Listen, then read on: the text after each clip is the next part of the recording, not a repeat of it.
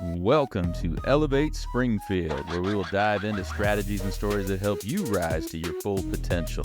Each episode, we'll talk about how you can take intentional steps to elevate your life and your business while making a meaningful impact on those around you. Along the way, we're going to bring in the change makers from our community that are already elevating. We'll bring the actionable strategies, you bring the discipline and follow through, and together we can elevate Springfield. All right, let's go, Springfield. Time to 10X, time to level up. Hey, you are listening to the Elevate Springfield podcast, coming to you from the Big Dog Construction Studio in beautiful downtown Springfield. Robert Farrell here, certified 10X coach, speaker, and mentor, here to bring you actionable strategies. You bring the discipline and follow through, and together we're going to elevate Springfield. Well, hey, you are listening to the Wellness Upgrade on Elevate Springfield, where we're going to bring you specific strategies to help elevate your health and wellness. Hey, if you're not elevating your health and wellness, you're not going to be able to elevate in all other areas. This is the baseline. You know I'm passionate about it, and you know that's why I brought this segment to Elevate Springfield. We're going to get right to our guest after the break. Looking for personalized insurance with hometown care? David Hilst, American Family Insurance Agents, here to help you protect what matters most: your family, your home, and your dreams. Whether it's auto, home, life, business, David and his team are proud to serve the Springfield community with trusted advice and reliable coverage. Local service, real relationships, peace of mind. Call today or stop by their office.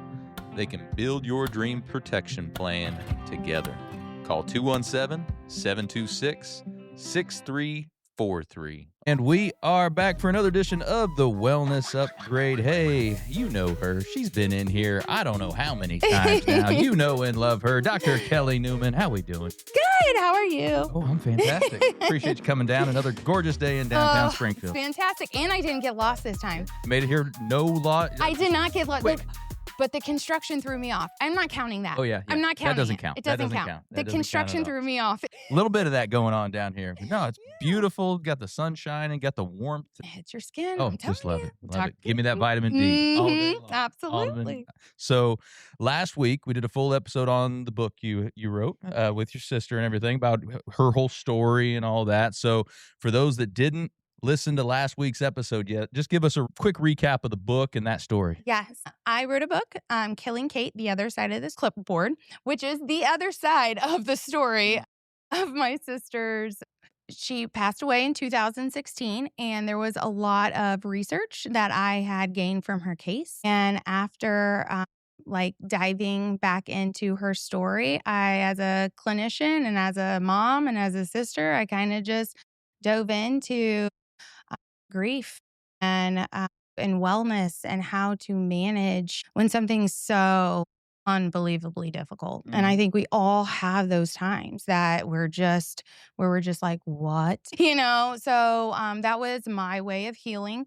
It covers the beginning, kind of talking about her case and how some of these clinical cases can be, because of how great our bodies are, can be prevented. And but what happens when it doesn't? And the chronic pain that can occur with pathology. As a clinician, it's really evident that it definitely can alter your wellness model, and how we can make sure that even whether you're in physical therapy or out of physical therapy, wherever you are in life, that you still know that wellness is in your control, and it's built of these different parameters. And if one of those parameters isn't met all the way, you're going to have a little sway, towards one side. Not necessarily a bad thing, but homeostasis is what we always go for. That's what we want. That is what we want. Absolutely. And then it went into suicide. mental health, because that is just, I think it's using vulnerability as strength instead of weakness. That is huge in my eyes. I've taught it for years. You use your pain for purpose. and that purpose is going to continue to drive not only your life but everyone else around you. So yeah, if you want to hear the whole story on that, check last week's episode. That is on the 22nd, May 22nd. That was the episode. Impressive, you're getting that. Yeah, man. You did a really nice job on that one. Yeah, I'm trying to get those details right. Yeah. So check that out, or if you want to go get the book, head on over to Amazon and just that, by the way. By the way. Well, thank you. So yeah, if you haven't listened to that, go check that one out. Go check out the book on Amazon.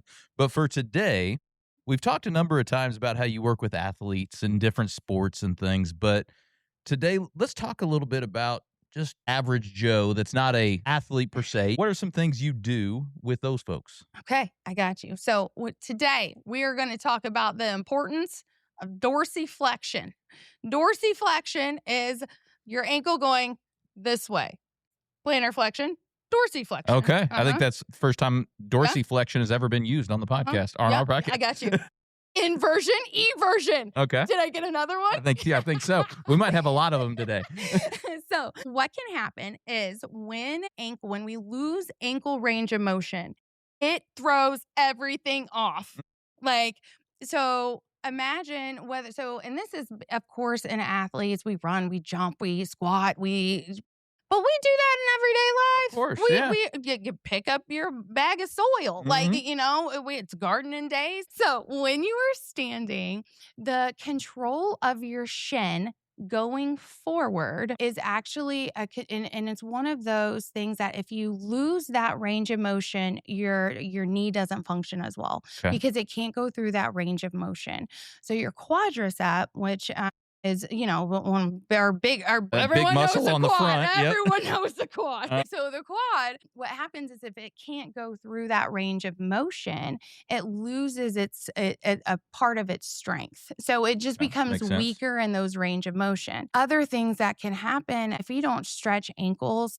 Oh my gosh. First of all, you're at a risk for scuffing your foot when you're walking because in the older population, that is huge because ankles, if they get stiff, then they lose not only their ability to clear, but they can also trip. Right. And fall. So you're saying that's what's caused, like when you just kind of scrape your foot across sometimes, and you don't really... your ankles get stiff, or could be so many different things. Like sometimes we lose the ability to use ankle strategies, like our different ankles, like our ability to correct ourselves going forward, going back, different things like that. Well, what happens if you can't go forward and back? All of a sudden, all these little muscles start atrophying, and then our foot isn't as strong, our ankle's not as strong, which then our middleman, which is the knee, puts on the brunt. So a lot of the times you have people that come in with knee pain, whether it's the inside of the knee, the outside of the knee, the top of the knee. And believe it or not, and I will show you this test. Everyone can test it, and we're going to audio it too to make sure. Let's do it. Yeah. Okay. So basically what you look for is if you're standing in front of a wall and you're kneeling, and you put your fist, make a fist and put it on the ground. Your toes hit that part. And your knee should be able to touch the wall. Does that make sense? Yes.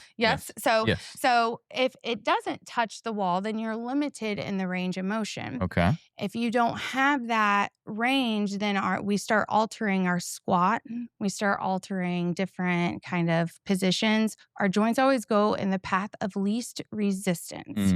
So if our ankle is stiff, going with our shin going forward, because our ankle actually naturally goes, like, as soon as you unlock the knee, there's a mechanism that kind of unlocks in your joint so that you can come down. Well, sometimes our body just doesn't naturally do that. And we have to kind of cognitively think about what it's supposed to do. So what happens when we lose ankle range of motion, not only is there atrophy in the muscles that can't go through that position, but we start like compensating in our hip. So maybe we sink more in our hip as opposed to having our knee come forward. Because, it used to be, back in the day, it was knees never go over your toes. And then there was knees over toes. And then there was... So what's right? And then in the clinician world, ready? This is everyone's favorite answer.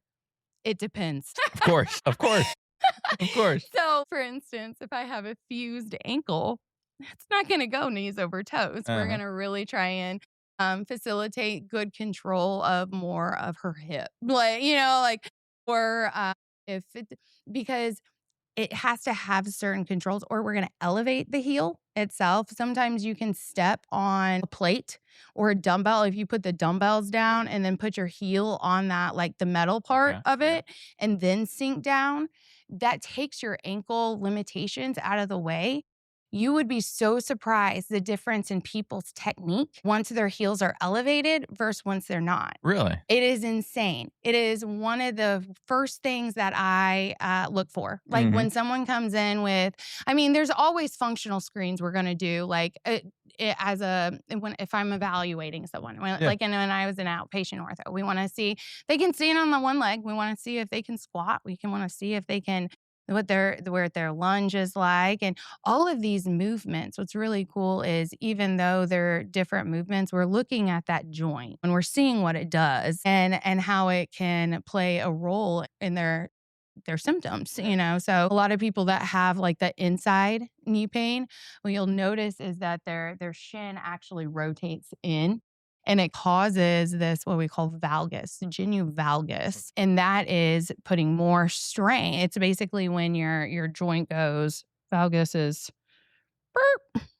Okay. Okay. Yeah. So it's more of this like load. So varus is when you're like the bow leg. Mhm. Okay. So we're bow leg. And some of us have these natural positions, but like we were talking about before, we're supposed to like grow out of some of them, and sometimes we don't. Right. So just being aware of what your body does, so important. So varus is that bowing, valgus is the in. So not knee. You'll start hearing miserable malalignment syndrome. So that's really similar to my sister's case. Yeah. You'll hear other things like femoral aversion, and all of these are kind of that same structural positioning of malalignment. And sometimes what happens is because we lose, whether our foot grew really fast or our shin grew really fast, we lose that range in So our that can cause ankle. some of that if you have Yes. like a growth spurt in Yes. one. Yeah. Oh, yes. So if you have anywhere from like a 10 to 14-year-old, they're always different. But if you look at their foot size to their shin size to their femur size, you can actually see what bones have grown and are hitting their spot. And then that's why some kids look really awkward. Yeah. But it's just the one. So, for instance, my niece, her shin, when she was in 8th grade, I was like, oh, heavens to Betsy. Because it was so long. It was so long. And I knew that in comparison to the femur is going to grow way more. Like her thigh bone still has way more to grow. Now she's like 6'2", and I was like, called it. Right. I might bring we were just talking about my younger daughter that's just about to turn 13. I might have to bring her in and have you do all that because she's had this growth spurt here recently too, where she's gotten all tall all of a sudden. Yes. And here is the thing. And this is what I want all kids, everyone to know. It is not your fault. Okay. And I know people say all the time, oh, you need to stretch more. You need to stretch more. That's the worst thing we can say. And I say it too. But I'm trying to get in the habit more of saying, okay, instead of saying, let's stretch more, it's going to be more of teaching and understanding that what your body is doing is so different than someone else's, and not to compare. And it is painful, and to have them know that they are tough as nails for pushing themselves through discomfort. Right. First of all, give yourself a high five and a check for that, because for someone that is in between 10 and 18, they're going through changes that they don't even know is going on. And there's a lot of neurology that plays into it, especially when you start getting into spine growth, because kids can actually have this like neural tension. So when they go to say like reach down for their toes, that actually is kind of a spinal cord pull. Really? Okay. Because think of it as everyone here talks about the sciatic nerve, right? So the sciatic nerve is big nerve, big thicko nerve, comes down through the leg, and then it branches into a bunch of different nerves. and or there's nerves that branch off of it, or it's complex. Yeah. Anyways, so what can happen is that dural, once you take all the length out of this, all the length out of this, then take all the length out of this, you're actually making the nerve tense, and it can cause numbness and tingling and burning, like big time burning, very uncomfortable. And sometimes I think we might be pushing our kids to that neural discomfort.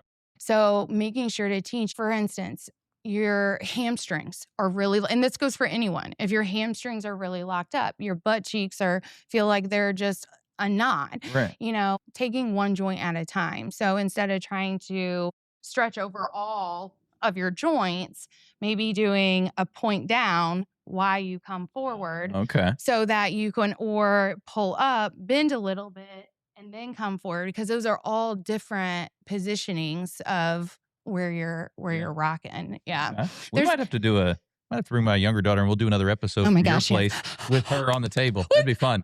That'd be fun. Yes, Ellie. Oh my gosh, that would be so. I so love cool. listening to her. Oh, she's fun. She is. I'm not gonna lie. I listen to Ellie a little bit more than you. Oh, I know. I bet a lot of people do. I'm like, ooh, Ellie. Ellie. Almost because she gives you crap. Oh yeah, she does. Yeah, absolutely. She comes at me. And it is so humorous Yeah. because there's so much of, and I think everyone that listens to that can relate to that, where you have that banter with your parent. So every morning I wake up and my talk to my dad and things like that, and we talk, and some of the things that you and Ali talk about, oh my gosh, I can hear me and my dad's conversations in my head, and I'm like, I'm on Ellie's side. Yeah. Oh yeah, of course. Kenny would be on yours. Kenny would get you. That's awesome. No, we'll do that. We're gonna have to do that. That's gonna be fun. Yeah. So. But there's so many different ways that we can take care of our body, right?